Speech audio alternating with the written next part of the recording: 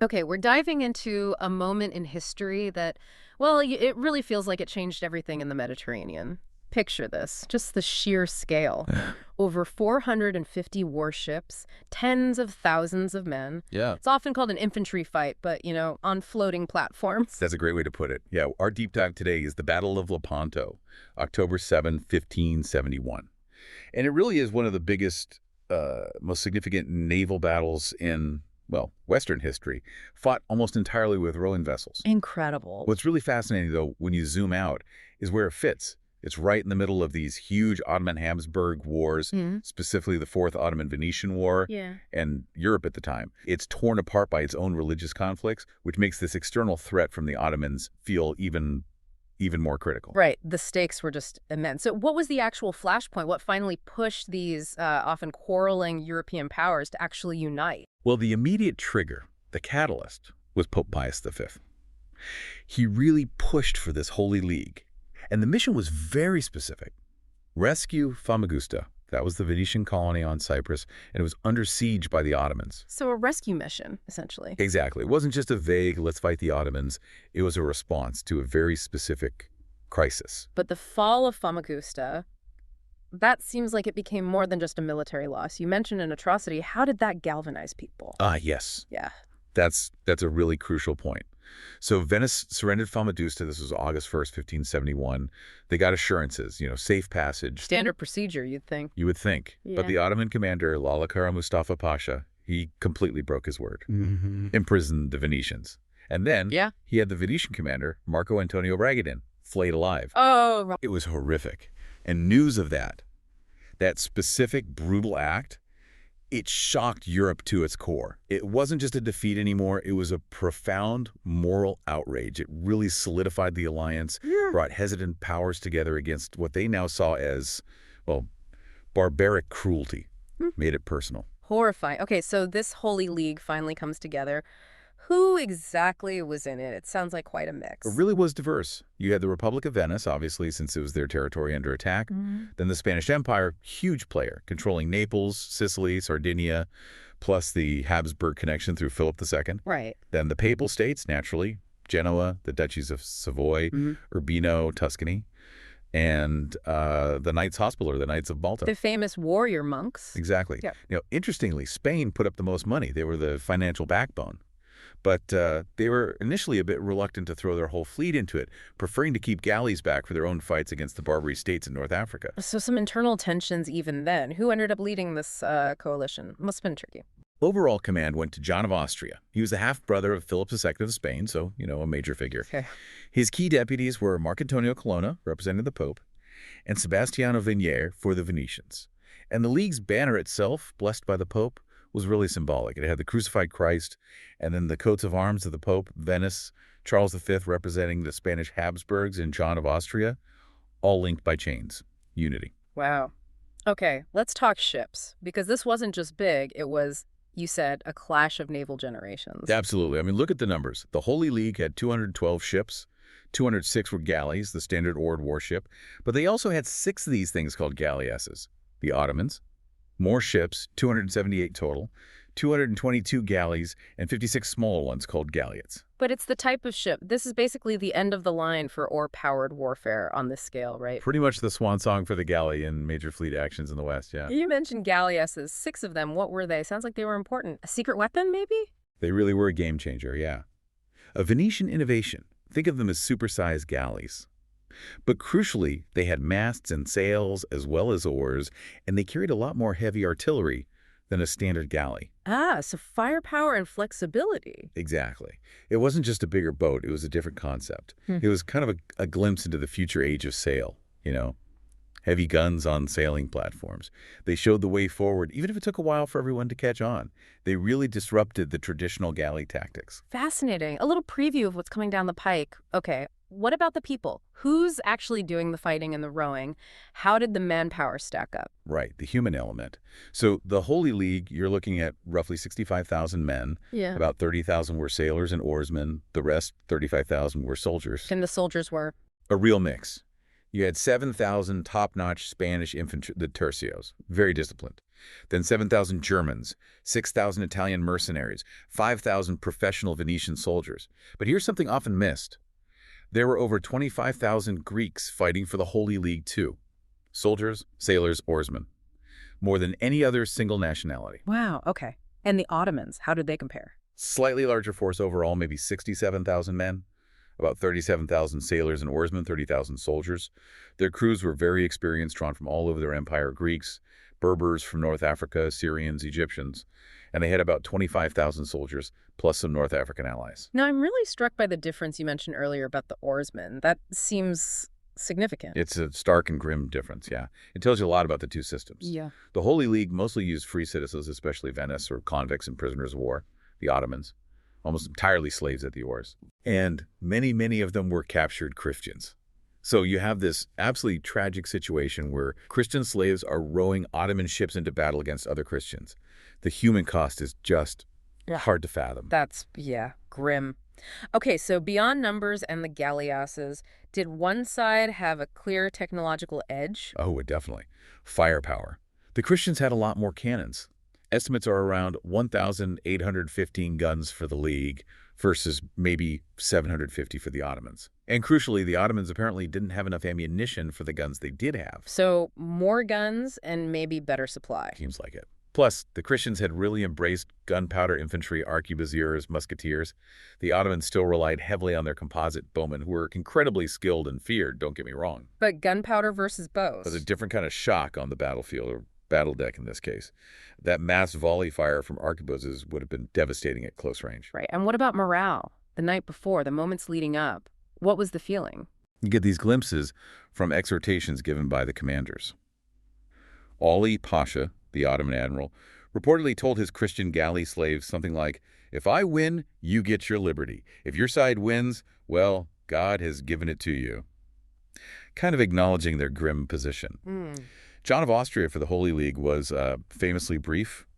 He just told his men, there is no paradise for cowards. Chilling. You could just feel the tension, can't you? Everyone knew this was it. A fight for survival, for faith, for freedom, depending on who you were. So the stage is absolutely set. October 7, 1571, Gulf of Patras, off the coast of Greece.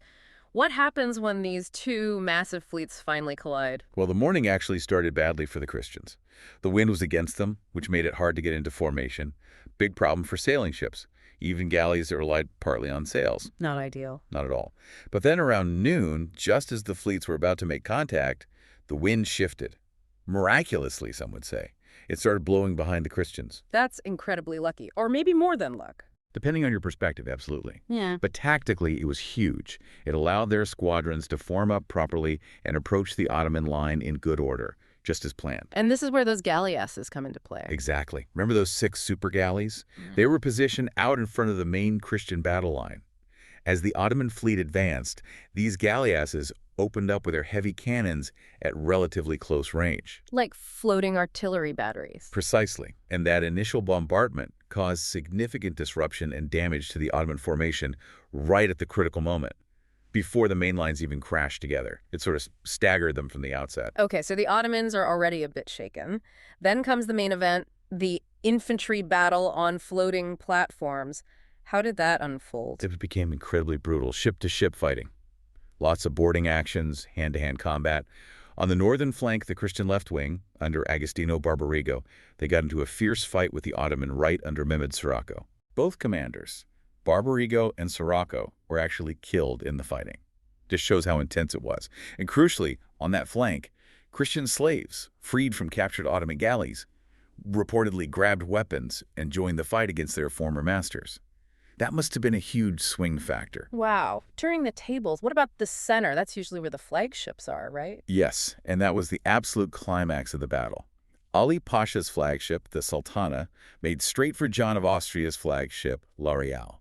They rammed, and it became this desperate, close-quarters struggle between elite troops, Spanish tercios on La Real, Ottoman janissaries on the Sultana. The best against the best. Pretty much. La Real's actually in serious trouble, nearly overwhelmed. But then Marcantonio Colonna, the papal commander, brought his flagship alongside to help. They managed to board the Sultana multiple times, fierce fighting back and forth. Eventually, they cleared the deck. Ali Pasha was killed. Accounts differ on exactly how, but he died in the fighting. And that's a turning point. Huge. The Holy League banner was hoisted on the captured Ottoman flagship. Seeing their admiral's ship taken and banner raised just shattered the morale of the nearby Ottoman galleys. The center started to collapse. Okay, so center and left looking good for the League. What about the southern flank? You mentioned controversy there earlier. Right, the southern flank, the Christian right wing, was commanded by Ginendria Doria. Now, he executed this maneuver, sailing further south, away from the center. This opened up a gap in the Christian line. Why would he do that? It's debated. Some say it was a clever tactic to outflank the Ottomans. Others say it was cautious or even self-serving. But the Ottoman commander on that side, Ulus Ali, a very capable admiral, originally an Italian convert to Islam, saw the gap immediately. And exploited, oh yeah. He swung his squadron around Doria's flank and attacked the Christian center right, hitting some of the ships there, including the flagship of the Knights of Malta. He nearly broke through. It was a dangerous moment. So what stopped him? The reserve squadron. The Holy League had kept a squadron in reserve under Alvaro de Bazan. He saw the danger and moved in quickly to plug the gap and counterattack Ulus Ali. That intervention was critical. Ulus Ali realized he couldn't break through and was now threatened himself, so he disengaged and managed to retreat with some of his ships, famously escaping with the captured banner of the Knights of Malta, a small trophy from the defeat. So the League holds the line. How does the battle actually end? Does everyone just stop? Not quite. The main fighting was largely over by late afternoon, but pockets of resistance continued until evening. Some Ottoman ships fought desperately. There's that famous, slightly strange detail about Janissaries, having run out of arrows and bullets, resorting to throwing oranges and lemons at the board. Oranges and lemons, amidst all that. Apparently so.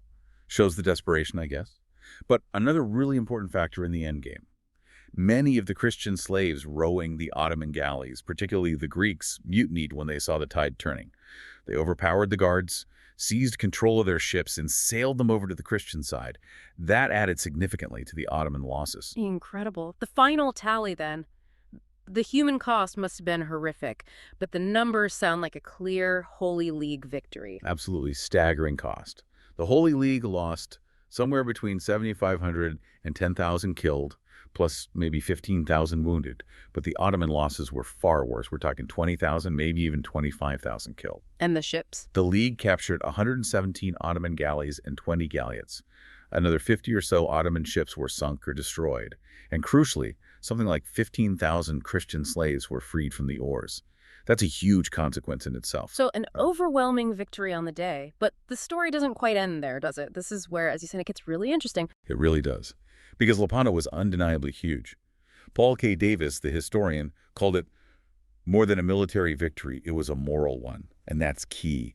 For decades, the Ottomans had seemed almost unstoppable at sea. Lepanto shattered that mystique. It showed Christian Europe, look, they can be beaten. That psychological boost was immense. Huh. The Ottomans didn't just collapse, did they? I heard something about them rebuilding their fleet with incredible speed. Seems unbelievable after losing so many ships. It is astonishing, but true. This is one of the most remarkable parts of the story. Despite losing the core of their fleet at Lepanto, the Ottomans launched this massive shipbuilding program over the winter.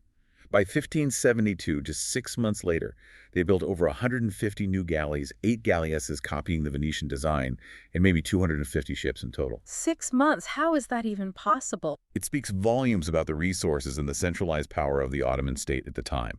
They could mobilize timber, artisans, labor on a scale that the fragmented Christian alliance just couldn't match consistently. So, by 1572, they were sailing again, reasserting control in the eastern Mediterranean.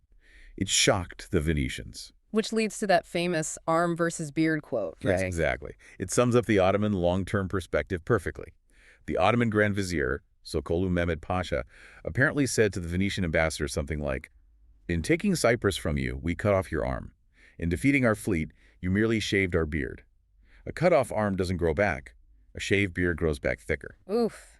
That's quite the comeback. It highlights a different strategic reality, doesn't it? Completely. For Venice and the League, Lepanto felt like a decisive existential win. For the Ottomans, it was a painful, embarrassing defeat, yes, but ultimately a recoverable setback. They lost ships and men, but they hadn't lost irreplaceable territory like Cyprus. Their resource base was vast. So if the Ottomans bounced back so quickly, why didn't the Holy League press their advantage after Lepanto? It feels like a huge missed opportunity. It absolutely was, and it really boils down to the inherent weaknesses of coalitions. The Holy League was held together by the immediate crisis and the force of Pope Pius V's will. But once the immediate victory was won, the old rivalries and diverging interests came back to the surface. Ah. Don Juan wanted to follow up, others were more cautious. Then Pope Pius V died in May 1572. He was the glue holding it together. Without him, the alliance just fizzled out. They couldn't agree on the next steps, couldn't coordinate effectively. Which led to, bizarrely, Venice having to accept pretty harsh peace terms, even though their side won the big So battle. exactly. It seems counterintuitive, right? But the Holy League officially disbanded with the peace treaty in March 1573. Venice, essentially abandoned by its allies and facing the rebuilt Ottoman fleet alone, had to make peace. They formally ceded Cyprus, the very island the war started over, and agreed to pay a huge indemnity, 300,000 ducats, to the Sultan. Wow, so Lepanto didn't actually save Cyprus for Venice. Nope. In the end, the strategic outcome was that the Mediterranean remained divided. Ottomans dominant in the east, Christian powers, mainly Spain and Venice, in the west. Lepanto didn't fundamentally change that map. Not immediately, anyway. So if Lepanto wasn't the strategic death blow, what was the real long-term turning point for naval power in the Mediterranean and beyond? Was there one? Well, if you look longer term, the real shift happens after 1580 or so, and it's less about one battle and more about technology and tactics. The European powers, particularly Spain, England, the Dutch, they keep developing the galleon, the big, heavily armed sailing ship, and they develop line-of-battle tactics specifically for these ships. The age of sail really taking hold. Exactly. The Ottomans. They rebuilt their galleys after Lepanto, but they kind of stuck with galley warfare for too long. They couldn't really compete with the firepower and sea-keeping abilities of the new European sailing warships in the long run. You see this later, like the Battle of Cape Gelidonia in 1616, where just 6 Spanish galleons basically annihilated an Ottoman fleet of 55 galleys. A totally different kind of battle. Totally different. So Lepanto was huge for morale, a tactical masterpiece for its time, a symbolic turning point. But the technological divergence was probably more decisive for long-term naval dominance. Fascinating distinction. Okay, shifting gears slightly. Beyond the military and strategic stuff, Lepanto left a massive cultural footprint, didn't it? In art, faith, literature. Oh, absolutely. Resonated hugely. Yeah. For Catholics, the victory was attributed directly to the Virgin Mary. Through praying the Rosary, Pope Pius V was convinced of this. Well, he established a feast day, the Feast of Our Lady of Victory, which is still celebrated today as the Feast of Our Lady of the Rosary on October 7th. So a direct link to religious practice. And the art. Must have been popular subject matter. Hugely popular, commission after commission. You have these enormous paintings by artists like Andrea Vicentino in the Doge's Palace in Venice, depicting the battle scene. Titian did an allegorical painting. Paolo Veronese painted Venice personified before the Virgin Mary, thanking her for the victory. It became a symbol of divine favor and Venetian or Spanish power. There's even a later, quite unusual painting by a Polish artist, Tommaso Dolabella, that mixes Lepanto with a Polish victory celebration, showing how the idea of Lepanto spread. And writers got in on the act, too. Immediately. It was like an explosion of poetry. Someone counted 233 poems, sonnets, madrigals, just printed in Italy in the first couple of years after the battle. Wow. Later on, you get King James VI of Scotland writing a long poem about it. And then much later, G.K. Chesterton wrote his famous, very stirring poem, Lepanto, in 1911. He vividly imagines the scene and the characters, and he makes that connection to Miguel de Cervantes. The author of Don Quixote. The very same. Cervantes actually fought at Lepanto. He was wounded, lost the use of his left hand there. He called it the greatest occasion the centuries have seen. Chesterton links the soldier Cervantes to his later creation, the lean and foolish knight. It adds this whole other layer to the battle's legacy. That's incredible. And I guess historians were quick to document it, too. Yes, the first detailed account came out really quickly in 1572 by Giovanni Pietro Contarini. People knew immediately this was a major event that needed to be recorded, and they even put up a statue of the commander, John of Austria, in Messina that same year when he returned. The need to commemorate was instant. So wrapping this all up, what does Lepanto really mean for you, our listener, looking back? It wasn't the instant collapse of Ottoman power, some might think, but it clearly changed perception, set the stage for longer-term shifts. It feels like a real hinge point. I think that's right. It's this dramatic moment where European confidence gets a massive boost, where galley warfare has its last great epic moment, and where you see the first hints of the technological changes that will define the next era of naval power. It's about morale as much as military results. And that maybe leads us to a final thought to leave you with. How should we think about these big, seemingly decisive historical events like Lepanto? Exactly.